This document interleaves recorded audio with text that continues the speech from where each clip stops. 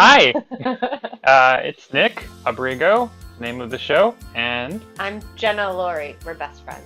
yeah, you may not know this, but the entire We Go Abrigo thing actually started in 2015. It didn't have a name, but it's when Jen and I decided to go to Tokyo, somewhat randomly.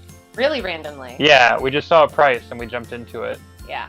So that wasn't filmed. There was like a few There were, videos. like little video snippets that you did. Yeah. And that I did, but like they were independent of each other. Yeah. So yeah. 2019, it's going to be this episode. 2018, you're taking a group of like 5 or 6 people. It's actually up to 8 now. Yeah. There are going to be 8 people. I can't do 8. So next year we'll find a new traveling companion. Speaking of new traveling companions, this year I'm going with Catalina, who isn't here. She'll be on camera once we're in Japan, and she's never been to Japan before, so it's even more critical that we don't mess up. Hey, Woo! Great. Segment 1, split cut. 1, things you need to bring and have to go to Japan, and like smart stuff that you should do. This is pretty much very similar to the Day Zero episode I did last year, but it's going to be shorter. First of all, passport requirement. I mean, I just say this because I have it. It's my passport. Make sure you have it. Also, there's a lot of places where if you pre-buy tickets, they want you to bring your passport along, and I'll try to point those out as we go along. Next thing, you should be familiar with these. Jenna? These are the Japan Rail Passes. So anytime you're in Japan, you can find pretty much anything that has a JR symbol on it. Those cover some buses, trams, some ferries, the Shinkansen, which is the bullet train, and you pay a standard one-time fee for one of these, and you can take as many different modes of transportation that fall under the JR. I would say these are mandatory. Yeah. If you're staying there for even a week, it's very, very important that you have one of these, because you can pretty much get anywhere that you want or need to be. $252 is the going rate per ticket right now. You have to. This is just the. What is this like? We have to exchange this for the actual pass. That's like the certificate that you get in order to indicate, yes, I have purchased it. Now I would actually like my physical JR pass once you're in Japan. Yeah, and most services will FedEx these to you overnight international. So you have some time to get these, but make sure you have them as well. Next up, pre-order your money. Yes. Oh my gosh, yes. Pre-ordering your money is so much easier than going to Japan and getting your money.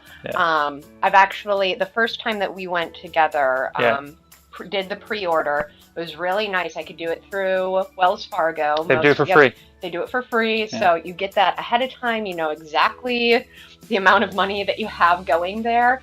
But this second time that I went, when I went with my friend Becky, we actually ended up exchanging money there. And it took so long, and it was so confusing. Just do this ahead of time. It's so much easier. Yeah. The 1,000 note is your friendliest note. Have a lot of these, because they're easy to break, because a lot of things are in coinage. I've never seen a 2,000 note before. I have. Yeah, so that's pretty cool. And then the 5s and 10s are going to be like your heavier stuff. But 1,000 yen notes are really good walking around notes. And it should be noted, Japan is a cash country. They use mainly coins and paper money. There are very few places in Japan that will actually accept credit cards unless they're, bigger companies like McDonald's that's out there they'll accept credit cards. But any of the smaller shops, which is most of Japan that you the really cool ones, the really, really cool ones won't accept credit card. And so make sure you have the cash, make sure you have the change. And along with that, get a coin purse. Yeah, we had a bad incident the first time we were out where we just had like pockets full of coinage. And we were the Gaijin smashers of coins. Everywhere we went, it was like 5 minutes. It was so embarrassing. I mean, who cares? We're filthy barbarians. But get a coin purse and like have it organized, know. Very, very helpful. And you just get a coin purse. And 1 yen coins are so worthless. Oh no, if you get any 1 yen coins, they're these tiny little light, like silver. They float. Yeah, they float. They're so light. They're useless. So the only time you'll ever use them is if you're going to a konbini, which is a convenience store, and they will occasionally have it be like 753 yen. Yeah. And then get rid of the coins, get rid of the ones, because you'll get back and you can't do jack anything. I'll with usually them. just like stack them up near a vending machine. There you go. There you go. Last thing, physically print off all of your travel documents before you go. There's plenty of Wi-Fi in Japan. You can rent Wi-Fi, you can do all this stuff. It's a very modern place. But for the love of God, if you don't speak Japanese, if you're not fluent, no one in my group this year is fluent. All right, Joe's not coming along. Hi, Joe. Joe's not coming along. So we really need to like print things off. In addition to printing things off, when you pre-book a lot of the stuff that you want to do, they want you to bring in a physical voucher. So like, these are our tickets for like Robot Restaurant. They want you to bring the physical voucher over there, although they're a bit more lenient on it. This is a Universal Studios of Japan certificate. What? Yeah, this allows you to bypass purchasing tickets there. You walk straight through the gate, and this is probably the best way to get into Harry Potter World when you're at USJ. But you have to pre-book this, you have to bring this physical copy of the form and your passport for them to identify with it. It's to stop them from selling it locally. All these prices are locked for foreigners. Yeah. So you need to prove that you're a foreigner, and then you need to bring all the paperwork because the Japanese love paperwork. Same thing, Tokyo Skytree, and then all of my hotel bookings and such, which have all the addresses, check-in times, and contact information. This will save you a lot of time. That covers it for this segment. Slash cut. All right, part 2, luggage and bags. Luggage and bags is so critically important. Yep. Traveling anywhere. Traveling Japan, it's a bit more because you're going to be traveling to one of the largest cities in the world. Jenna, what do you pack for your primary bag? So when I've gone to Japan, the first time that we went together, I had like a rolling bag and just, a standard backpack. And for what we were doing when we were just going to Tokyo and pretty much staying in Tokyo, that worked really well. We had the same hotel the entire time we were there. Yeah, no traveling. There was very, very little traveling. We didn't really go anywhere other than Tokyo. So having what you would traditionally take to like another city was totally fine because we had a home base. Second time I went out to Japan, it was the exact polar opposite. Yeah. I was literally all over the country. Like 5 cities, I think? Minimum. Minimum was 5 cities. Yeah. And in that particular instance, I knew I did not want to have a rolling bag because screw that noise. Could you go into that a bit more, just for the viewers? Like, why don't you want a rolling bag in Japan?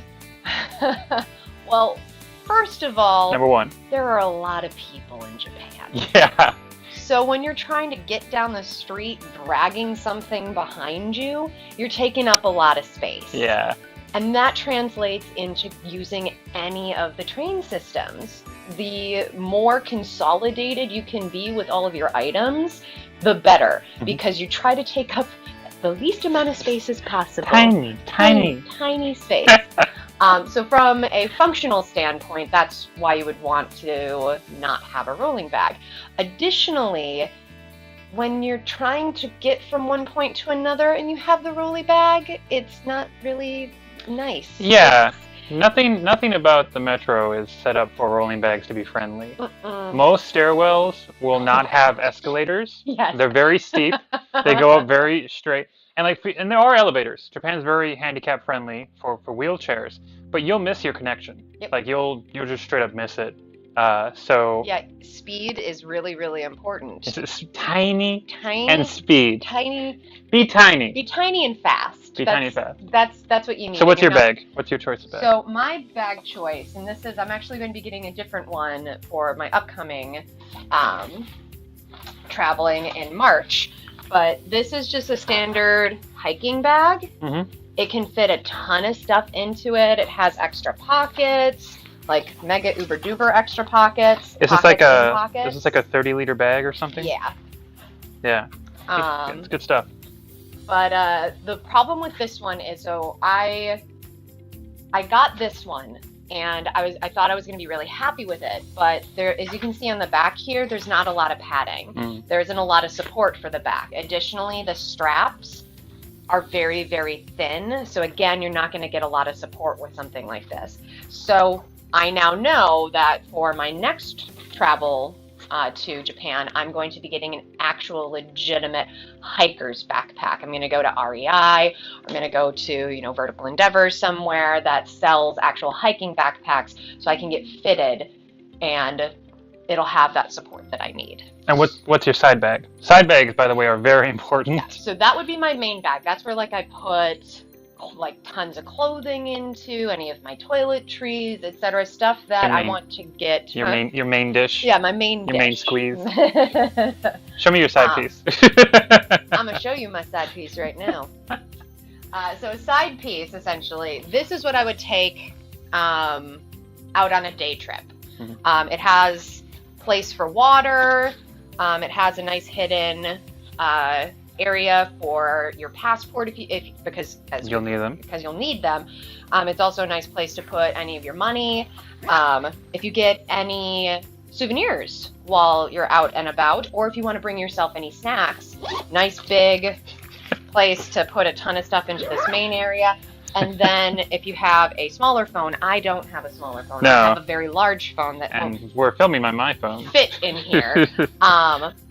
But if you have a smaller phone or pocket coins or the pocket Wi-Fi, pop it right on in here, and that's really good. I mean, I also keep my knife in here, but you don't really need that in protection.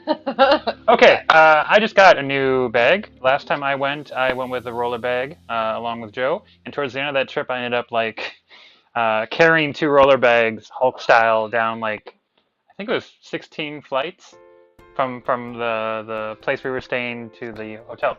So I just went with a new bag. I too agree that a giant bag is good. I do not have a backpack. I have a hardened bottom, which is thick foam, and then this is a 38-liter bag. This is about as large as you can possibly sneak onto a plane and still be considered a carry-on. It doesn't have hard edges, which means you can really squeeze this down, and it carries a ton. There's a compartment here for my business shoes because this is a business trip, so that kind of keeps all the dirt and stuff away. And then within here, you've got your primary one giant compartment. And within here, I won't go through everything. I have 8 t-shirts, 8 full outfits going through, all my toiletries, all of my clothes, everything. And there's still plenty. And I got a suit in there too. Yeah, for that. Nice. And it's got a big pocket here just for whatever in the plane I need. So this is, what is that, Shaki? I got this on Amazon for $20. $20? Yeah. Nice. And then it came with kind of a flimsy strap. So this is actually one of the straps from my camera bags that I'm using that are reinforced with metal. So I don't like this plastic bit though. And then for my side piece, I've got this. I actually got this with my Microsoft book. Oh, that's adorable. Yeah, so it's got a leather bottom for water resistance. And then it just has some quick access pockets. And then within here, I'm actually going to be carrying the camera equipment with me where I go. Won't fit a water bottle, but I might be able to attach it with a little thing that I'll pick up out there. They also have collapsible water bottles now, where they're literally just plastic things. Yeah. And so you could potentially use that. Well, there we go. The more you know. The more you know. So 2 bags, right? 1 bag, plan on carrying it so that you don't have it on the ground. Also, we forgot to mention tons of hills. Oh gosh. Hills everywhere. So here in the U.S., we're just big hill, knock down, put down all of the stuff that we want there after leveling everything out. In Japan, they're just oh my gosh, this landscaping is gorgeous. We're just going to follow it. We'll keep it forever. Just forever. And they have oh my gosh, the streets are up and down, to the right, to the left. They're brutal. So small luggage, giant compartments, 30 to 40 liters. Make it squeezable so you can get on the plane, and then a side piece for your daily stuff. I think that covers everything. All right, that covers it for day 0. I could probably go in more detail, but at this point, I need to magically teleport to Japan. Yeah, you're right. This is my favorite cut, by the way. This is behind the scenes. My favorite cut last year was the jump cut. So I think it's going to be and I'm there, which there is okay, perfect. So and I'm all right. Ready? Everyone together. And I did. Jump cut. Jump cut. And I'm and you won't see this part, but then I'll be in Japan. Because I can't say and I'm there. Yeah, you could. You could.